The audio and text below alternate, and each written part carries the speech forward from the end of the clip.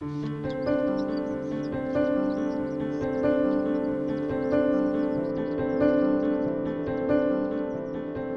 as a child I used to run off and I used to come and sleep on its banks and swim in the water. And I remember my careers teacher in school at 13 saying, "What do you want to do when you leave school?" And I went, "I just want to be by the river and a life of adventure." And she said, "That won't pay the bills."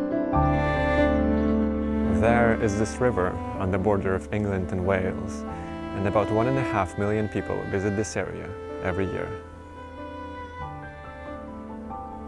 It's been voted the best river in England and Wales in 2010. But in the last 5 years or so, it's been the center of a massive campaign. A campaign against pollution.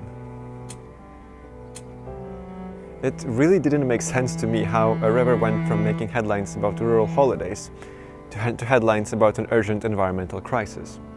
And so I decided to go there and see for myself what's going on and talk to people. I realised about 8 years ago that the taste of the river was starting to change. And because I hadn't lived here very long, I didn't know how shocking it was. I think most people are accepting of the fact that there are problems. And to try my best to understand what is happening, how did we get here, and how to actually, tangibly reverse all of this. This is the River Wye.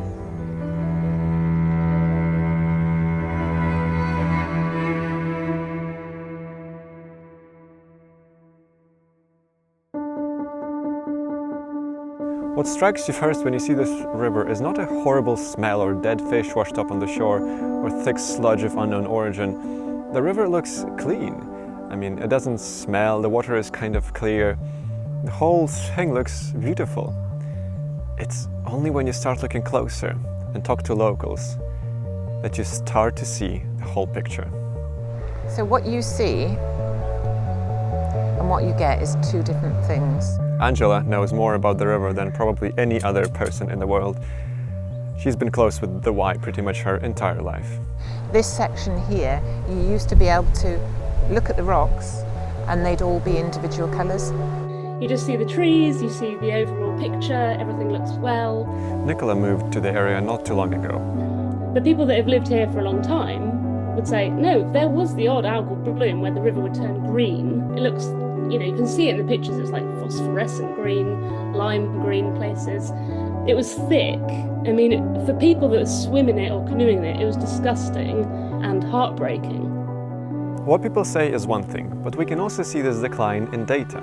The salmon populations are dropping, E.coli levels are regularly exceeding safe thresholds, there's too much phosphorus in the river from runoff and sewage, and I didn't see any algal blooms when I went there, and to be fair, they are rare. But what I did see is that the rocks on the edges of the river are often just smothered in algae. I mean, you're just not supposed to see all of this slime. I mean, don't get me wrong, the rocks aren't supposed to be completely clean, but not this. People that have lived here for a long time say that absolutely wasn't the case. It used to be like gin clear water and the stones were clean and it was pleasant to enter. But probably the most striking and the most visible change in the river happened with one humble plant called water crowfoot.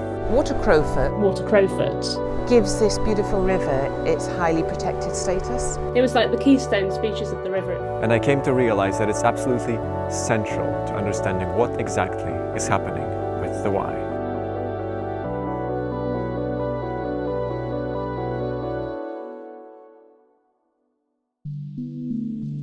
Water crowfoot is an aquatic plant. It roots itself in the river bed and stretches all the way to the surface. It looks like this long green hair. And it grows thick. In some stretches of the Wye, it used to cover everything. Canoeists talk about having to battle through it because their canoes would get caught up in it. Wild swimmers adapted their books to say, oh, you have to be really careful of the weed because your legs can get tangled in it. One of the key things about water crowfoot is that it gives protection. Where small fish can hide and big fish can spawn. It is what creates this whole unique habitat. For over 40 years now, my favourite thing would be to go below it, hold on to a rock, and then when you're below that rock and you've got the water crowfoot going into your hair and stuff, then you get to see the beautiful aquatic life that this river has. The swans, feed on it. Some bugs and snails lay their eggs on it. It is the lifeblood of the Wye.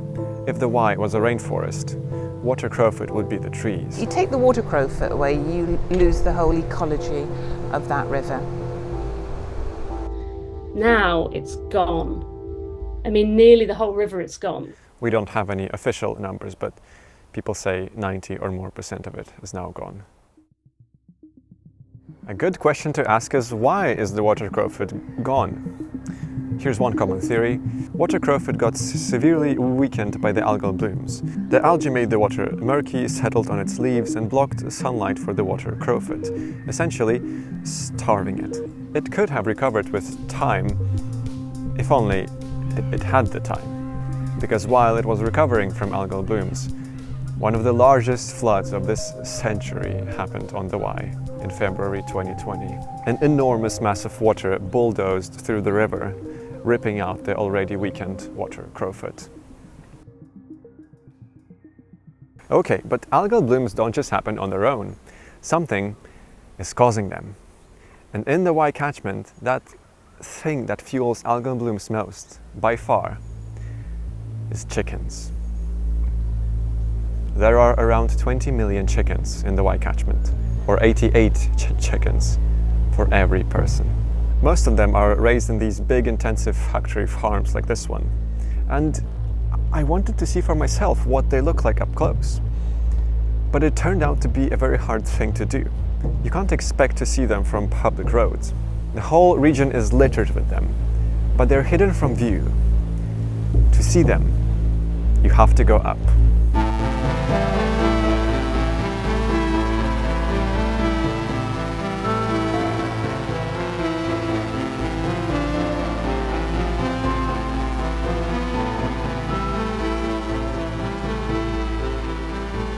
Massive chicken sheds. They're called intensive poultry units. The modern ones have around 50,000 birds each. On average, most farms will produce 7 generations of chickens per year, about 6 weeks per generation. Together with the neighboring River Severn catchment, this brings up the total amount of chickens to around 50 million at any given moment, and 350 million per year.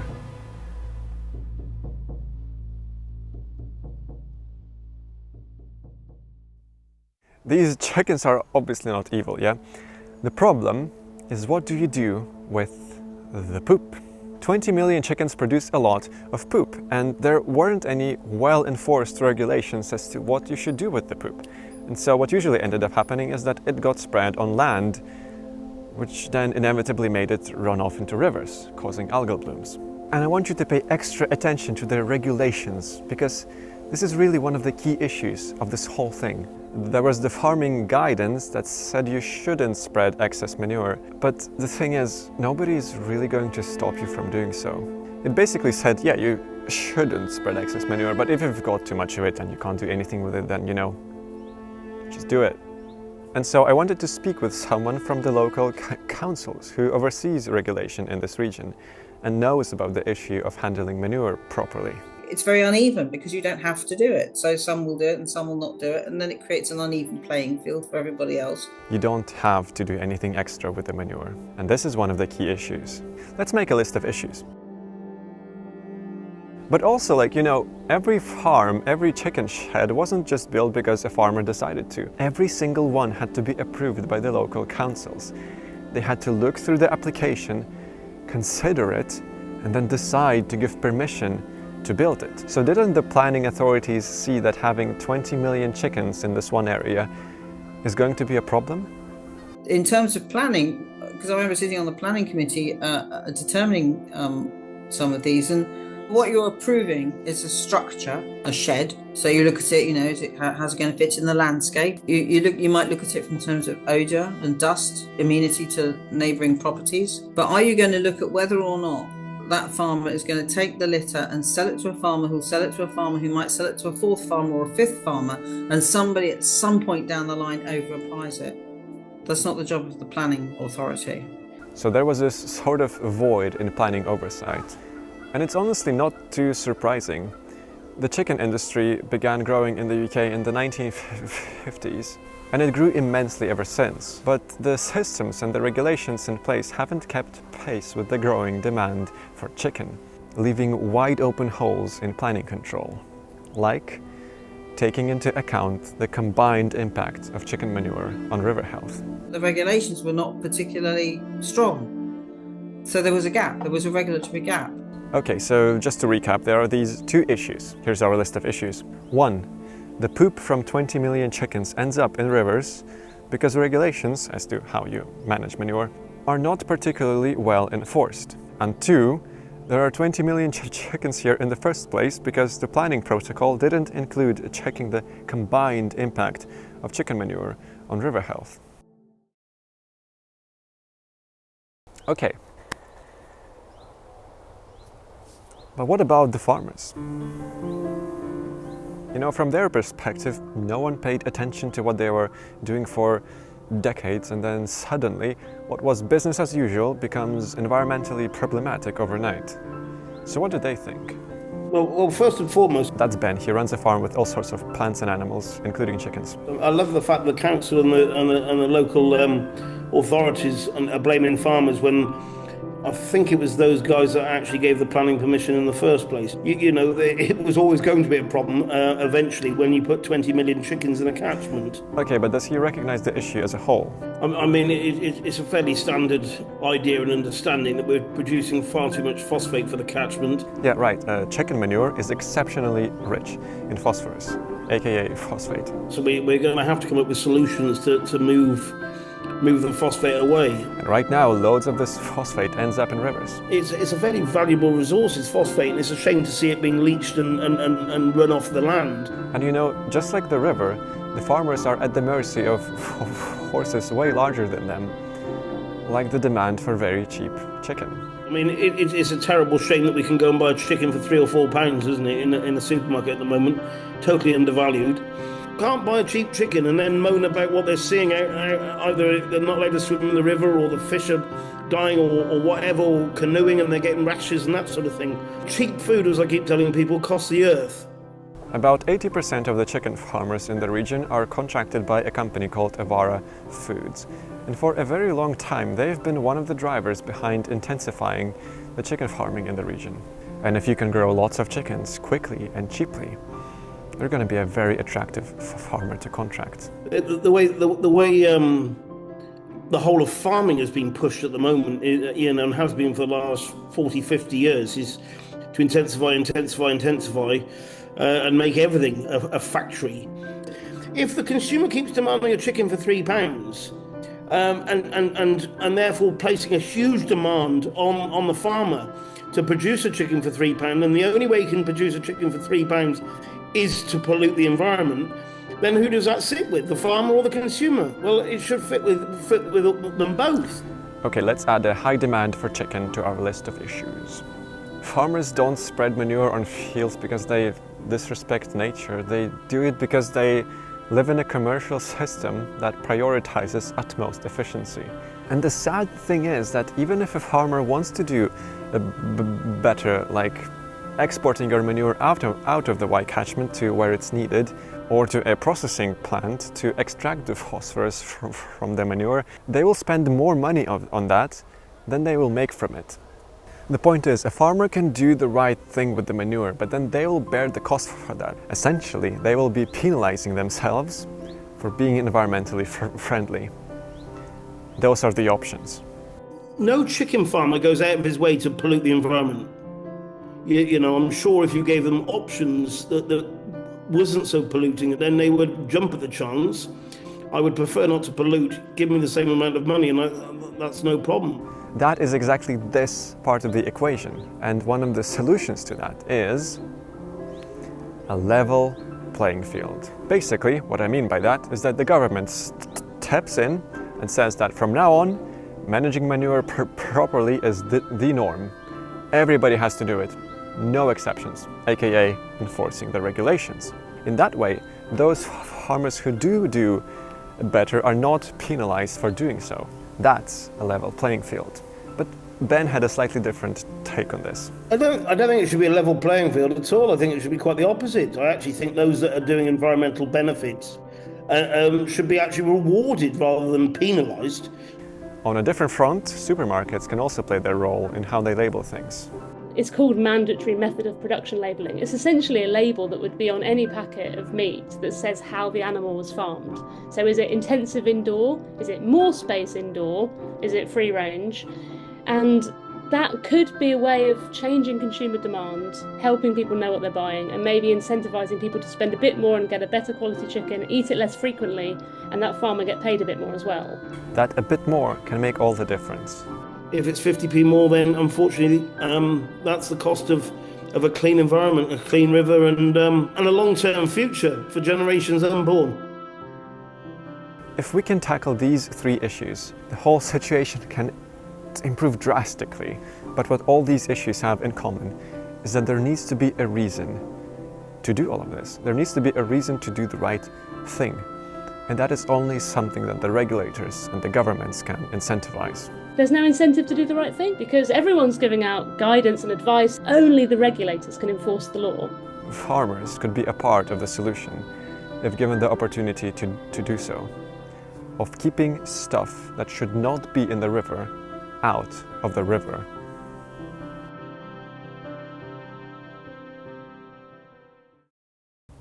Okay, you know what? I've been talking about the Wye from a bit of a depressing angle.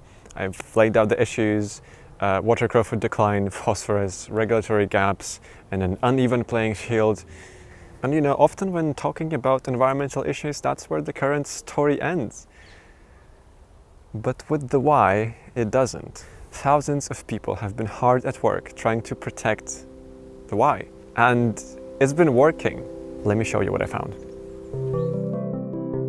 Proper manure management. I didn't think I would ever be so excited to say proper manure management, but proper manure management.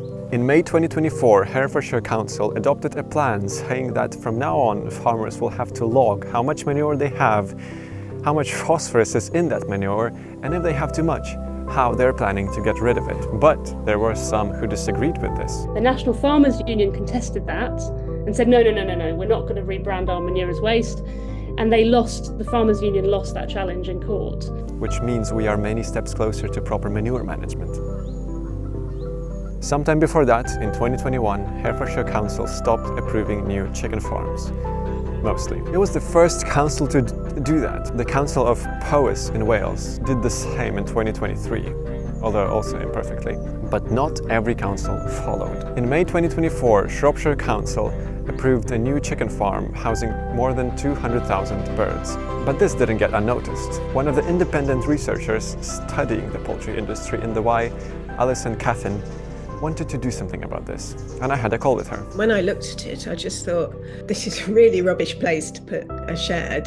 She took this issue to court. You know, it's ridiculous to have to launch legal cases, but when you put in objections and you send them data and things and they just ignore it, you know, sometimes you're left with things like legal cases seem to be the thing that's making a bit of a difference at the moment. The case was won.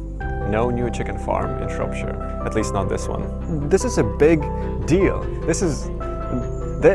For the first time in planning decisions, they took into account the combined impact of chicken manure and said, no, this time we're not approving it. Right now, the local councils are busy figuring out how to best restructure farming and regulation in the area to help restore the river. They are drafting a plan. And so we've got the funding for that, and the business case is to make that plan, which will be a very important piece of work. Like, things are looking good. Now the question is whether it all sticks, gets done, and works properly long term. But before all of this political change could happen, it had to be fueled by data. And for years, researchers at Lancaster University has been collecting that data to finally put rigorous science to what locals have been noticing for a while. They proved that the Wye is polluted primarily with phosphorus, and that the vast majority of that comes from chicken manure. Data got itself some teeth. But academics weren't the first ones collecting data. Hundreds of locals have trained themselves to test the water all across the catchment. Some of them also participated in this mass demonstration that you've been seeing all throughout the film to finally make themselves heard. And then those citizen science volunteers collected more than 40,000 data points and made something absolutely beautiful, a publicly accessible map of pollution in the Wye. They called it Wye Viz, and Nicola was a part of it. We were overwhelmed with the response. I mean, hundreds of people wanted to do it. Local people could look at the map for where they live and see the water quality results near them. Just people, just being proactive, just trying to do something about an issue. And everyone brought their gifts into that. There was me, a journalist, so I could help communicate what we were finding out. We had someone that was really good at websites who built us a website to have a public platform. We had a filmmaker and photographer who could capture what was going on, and artists who did exhibitions with us. We had data managers who built Wye Viz. We had scientists and freshwater ecologists. We had teachers, we had educators. And all those people coming together, it was like the full package, but everyone was united in caring about the river and wanting to know what was going on and how we could restore it. The momentum is there. It's slow and it needs more fuel, but things are moving, and it's very crucial to note that they're not moving on their own, and they're not going to continue to move on their own. Things have been moving and improving because people have been volunteering hours and hours of their time every day trying to do something about this. So there you have it. There's this big issue, but we can barely start to see how things are promising to improve. The old regulations with the gaps are being revised. The manure management is being improved and enforced. Things are moving.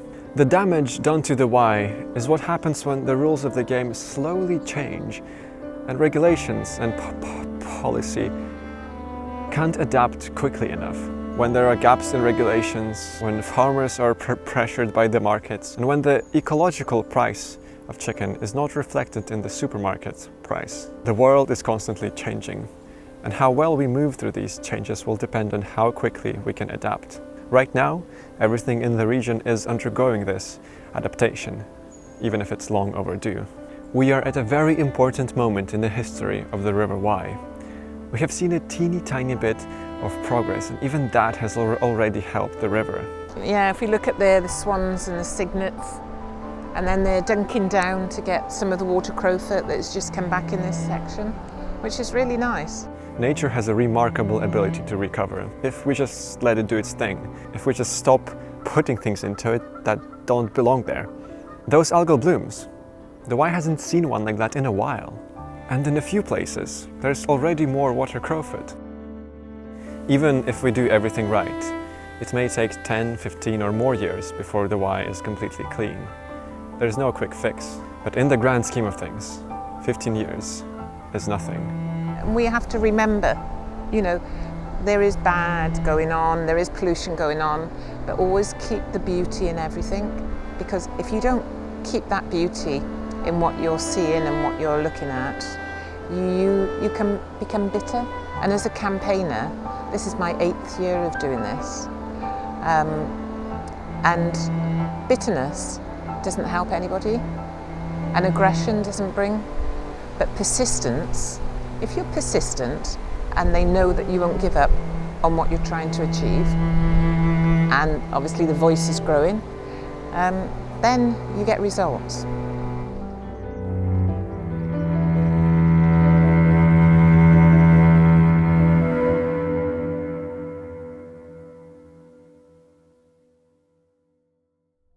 Hey, thank you for watching the film. But before you go, there are a few exciting things on the horizon that you should know about. Probably the biggest one is the lawsuit against Avara Foods, the poultry company, and a few other companies. They're expected to pay for the damage caused by their businesses to the Wye and the local economy. And if you want to know more about the Wye and help support the Wye more, one of the best things you can do is to follow and support the NGOs who've been involved in all of this. I'll put a list up on screen somewhere here. I know it's a big list. If you want to just get started somewhere, I recommend the Wye and Usk Foundation. They are pretty good. Friends of the River Wye helped me quite a lot, and River Action is really nice too. And yeah, you can also share this film with others if you feel like it. You better feel like it. Let's spread the word. Let's help the Wye. Yeah, all right. Bye-bye.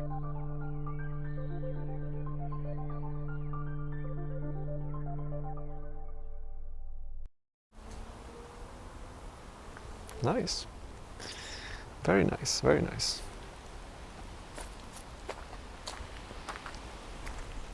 Farmers are pressured by the markets.